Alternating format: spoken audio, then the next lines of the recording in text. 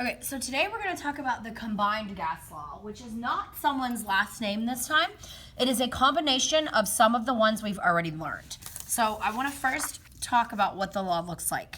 So it's P1 V1 over T1. So that's P1 times V1 divided by T1 equals P2 times T2 divided by times V2 divided by T2. Sorry. Okay, so pressure, volume, temperature. So it's sort of a combination. Let me rewrite that so you can see it. So P1 times V1 divided by T1 equals P2 times V2 divided by T2. So that way you can kind of see it clean. Okay, so this is really a combination of several of the ones that we've talked about. If I hold temperature constant, I have Boyle's law. P1 times V1 equals P2 times V2. If I hold pressure constant, I have V1 over T1 equals V2 over T2, which is Charles's law.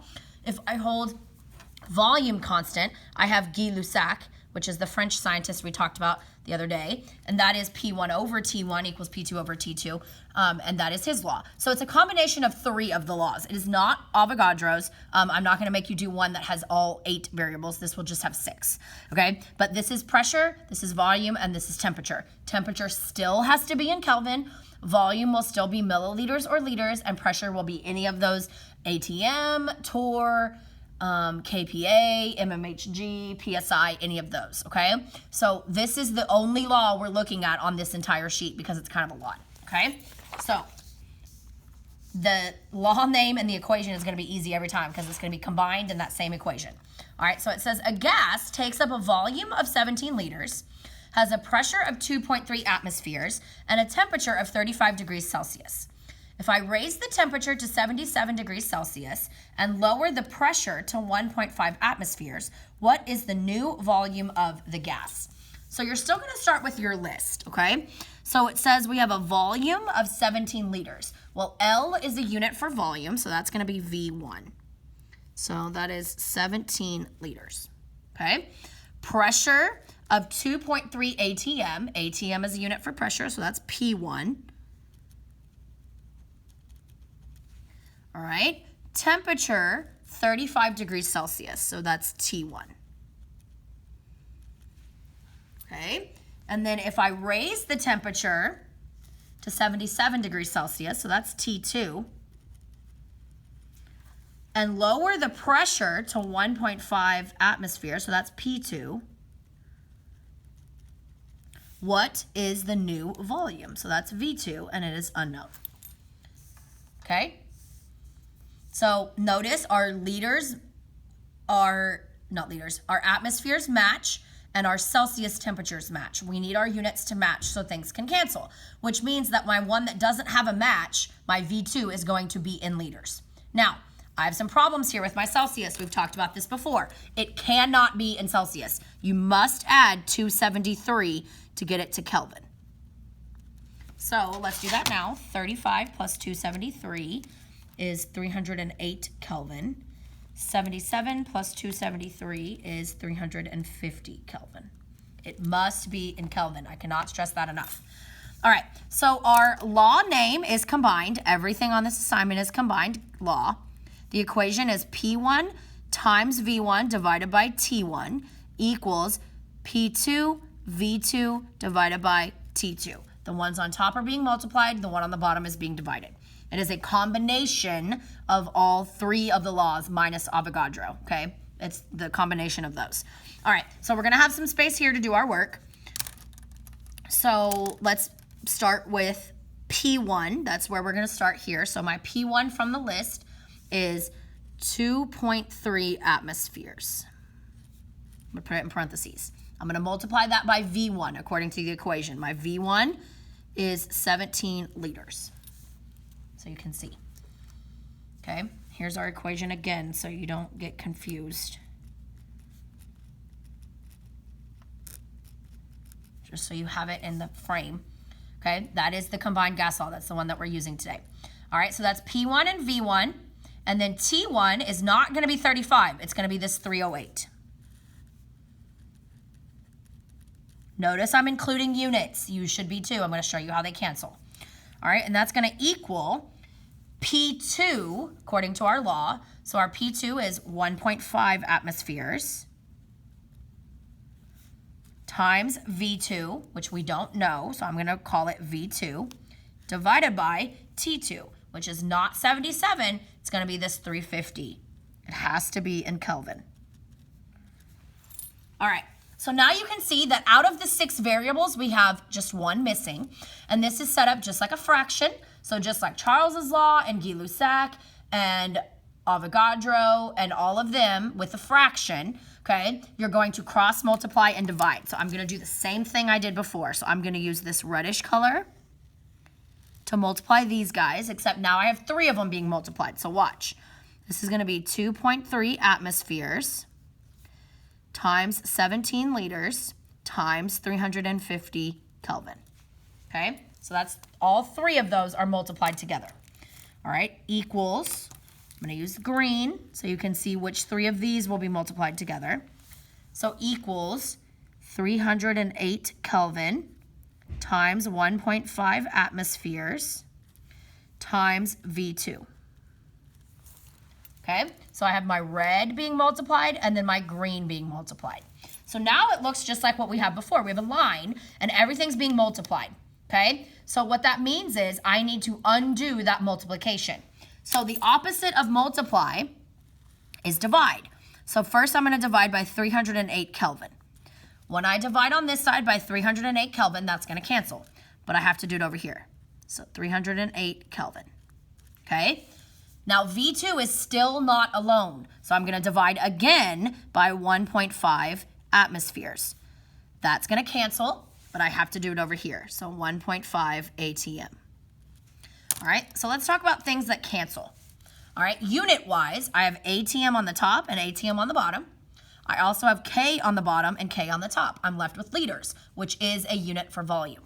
So every time you're doing the combined gas law, you're going to have 3 variables on top and 2 variables on bottom that you're going to divide. So to remind you, you're going to multiply the tops and you're going to divide every time there's a number on the bottom. So watch. I'm going to type this in slow. 2.3 times 17 times 350. That's the top. All right. Divide 308. Divide 1.5. Notice I did not hit multiply. I hit divide, divide, just like we did in the stoichiometry unit. Okay. So now I get this number. Then we're going to talk about sig figs. All right, so 29.6. Okay, so look at all my givens. Not where I've added to Kelvin, my actual givens. This one has 2 sig figs. This one has 2 sig figs. 2, 2, 2. Everything has 2, so my answer has to have 2. So the first 2 are the 2 and the 9. The 6 makes the 9 go up, so then it's going to be 30. But it's going to be 30 with a decimal because I need that 0 to count. And then my unit is liters. It's the unit that didn't cancel.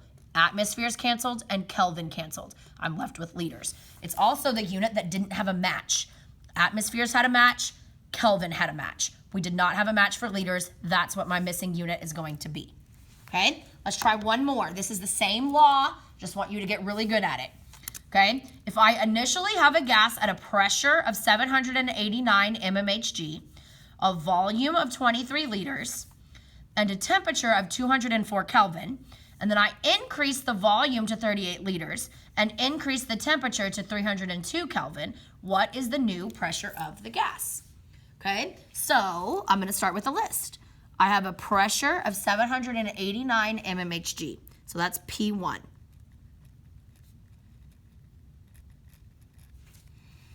And it says initially, that means first, okay? A volume of 23 liters, so that's V1.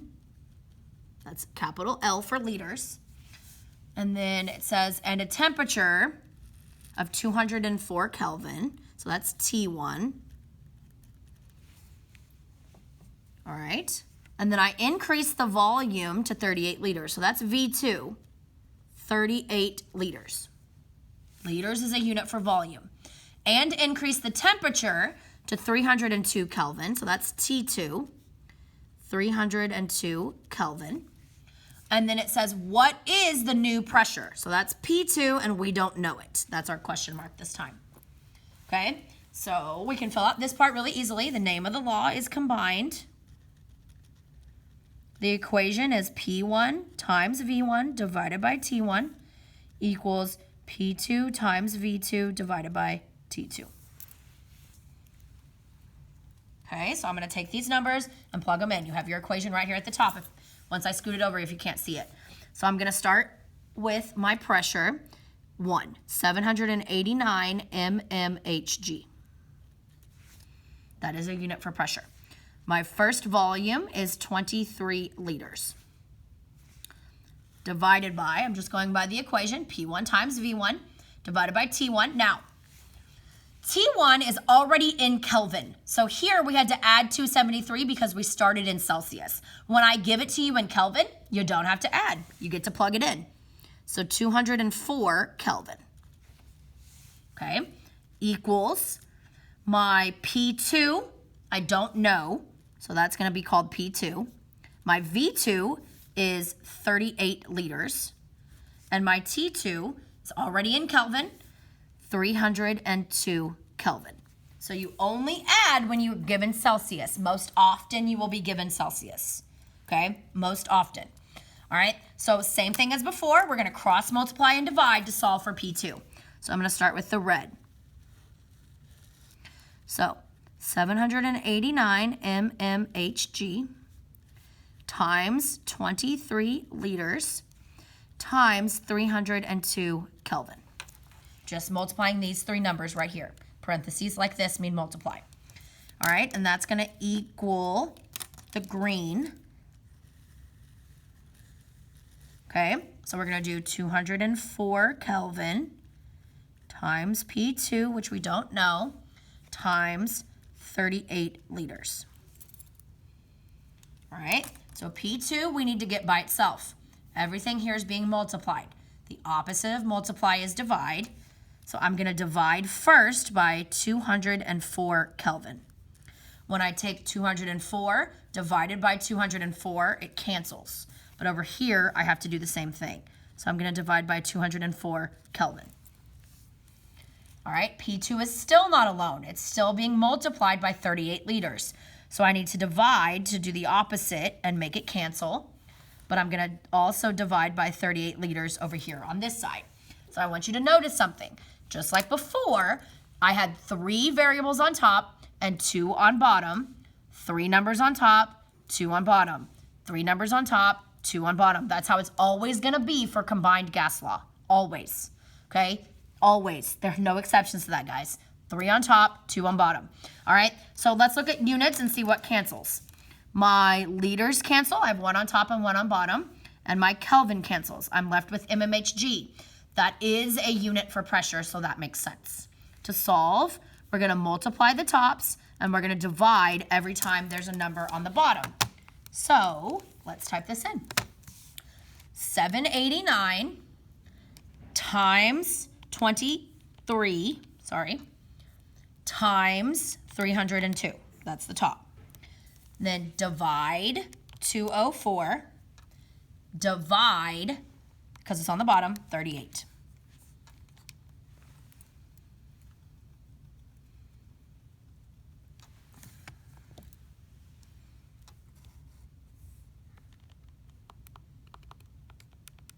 That looks weird. Hold on. Let me do it again. I want to make sure.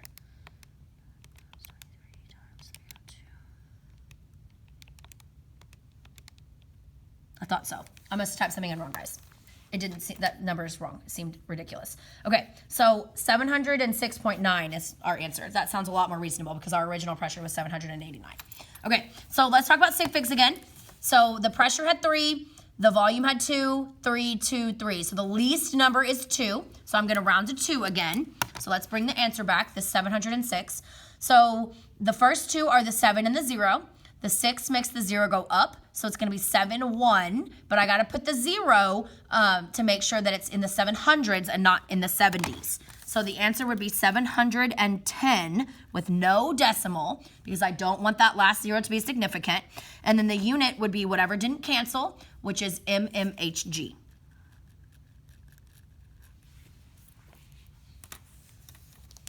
Okay, So that's how you're gonna do it. I think it's only 5 problems, I believe. Just make sure that your pressure units match and your volume units match. If not, you're gonna have to do the little box method. Email me with any questions.